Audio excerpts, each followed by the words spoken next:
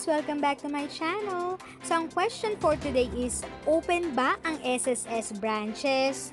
Pwede bang pumunta anytime? Ano ang mga guidelines? I'm sure gusto nyo nang malaman ang mga updates tungkol dito. So sa SSS branch transaction, anytime ba pwedeng pumunta?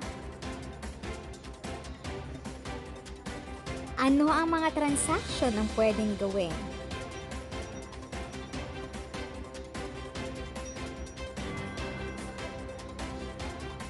Here ang complete guidelines para updated po kayo guys, para pagpunta nyo po dun is magawa nyo yung mga transaction na dapat. So please keep on watching!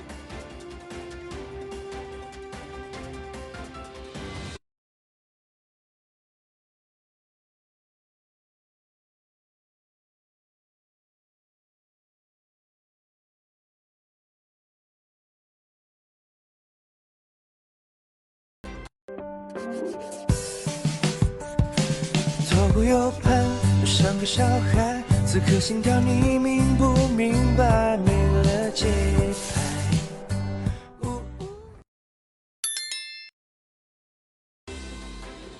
Before we jump to the video, welcome to Tita Eda's channel, giving you the best tips, tricks, government tutorials, and government information so we can be updated together.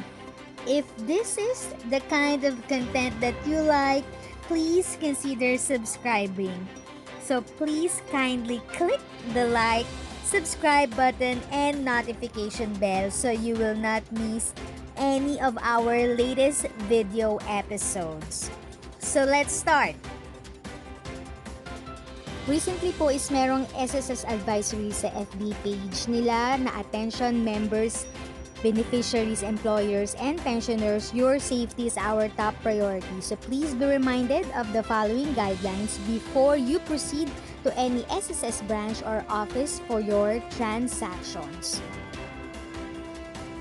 So here nga po ang mga guidelines na remember, meron po silang coding na dapat pong sinusunod here po. So remember po, yung SSS number, SSS ID nyo po, pag nag-e-end po sa 1 and 2, pwede lang po kayong magkaroon ng transaction every Monday or Lunes po. So remember po, 1 and 2. Pag 3 and 4 naman po, Tuesday naman po, or Martes, dun lang po kayo pwedeng makapag-transaction. And then next is yung 5 and 6, tuwing Wednesday. And then 7 and 8, Thursday naman po. And then yung last na 9 and 0, yun po yung ending ng SSS number nyo po tuwing Friday. At remember, ito lang po ang mga pwede nyo pong walk-in transaction na pwede pong i-entertain because the rest po pwede na pong gawin online. So yun nga po, payment of contribution and loans, compliance to SS number application through the SSS web. So remember po, di ba pag temporary pa lang yung SSS number nyo, you need to drop by pa rin po sa SSS branch. And then pag nakaschedule na po, naka-receive na kayo ng text message para po sa SSS UMID card nyo, pwede nyo pong i-pick up. Yun lang din po yung pwede pong na walk-in transaction. And then presentation po of original documents to support claim application pag meron po kayong mga karagdagang documents na need po i-submit.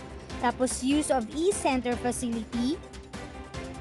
And then also po, members may also submit their documents through the designated drop box of the SSS branch, or they may get in touch with the branch nearest their residence or place of work through call, email, or text. And then transactions not mentioned above na hindi po na-mention will not be entertained. So please refer to this list for the branches that implement po. Yun po. So I hope klaro po yun. And then next naman po is yung ACOP, or yung Annual Confirmation of Pensioners remains suspended pa rin po. So SSS pensioners are not advised not to come to the branches for ACOP compliance. So there will be no suspension of pensions until the last day of community quarantine.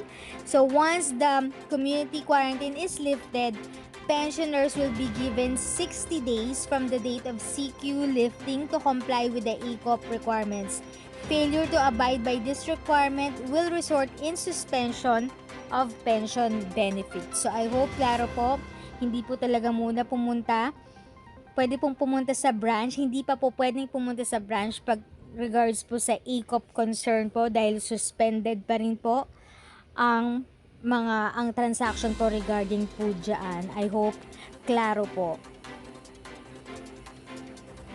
Kasi nga po, importante po talaga lalo na sa ating mga lolo't lola, sa mga pensioners po na talagang safety nyo po talaga ang iniisip ni SSS. Kahit na nga po vaccinated pa, sobra po talagang dumadami pa rin po, nag-surge pa rin po yung mga cases. So, stay put lang po muna sa mga bahay po, mga lolo't lola, mga SSS pensioners po, stay put lang po muna kayo.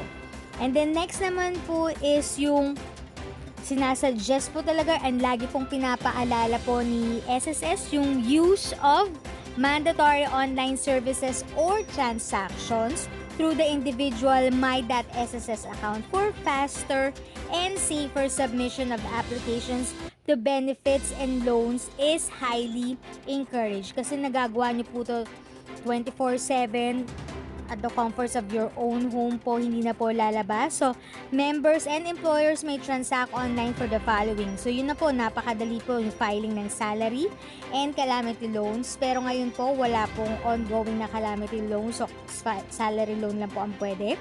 Ganun din po yung filing of sickness claim reimbursement for employer, for employed member, and then application for SSS number, filing of employment report, submission of sickness notification, submission of maternity notification, and then filing of retirement benefit claim, and then filing of unemployment benefit, and then filing of funeral benefit. So guys, ito po mas pinadali na po talaga ni SSS at the comfort of your home. Ito pong mga application po na to or online transaction na pwede nyo pong magawa through sa my.sss po.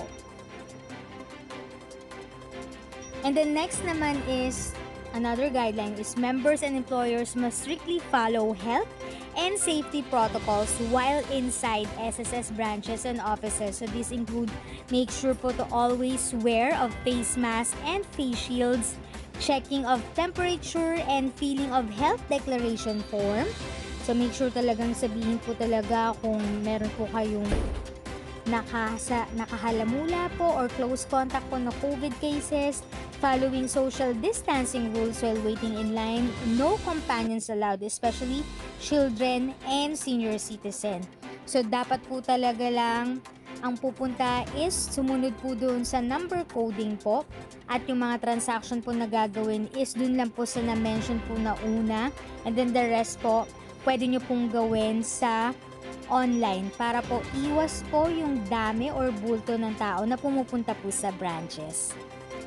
So ayan mga guys, if you find this video very helpful at nagustuhan mo itong video, please like, share, comment, and subscribe to my channel and click the notification bell para updated kayo sa lahat ng videos na aking i-upload. Thank you ulit sa pag-tune in nyo sa aking channel. Again, this is Tita Eda. If you have a questions and you want information, just visit Tita Eda's channel. Continue to be a blessing and stay safe.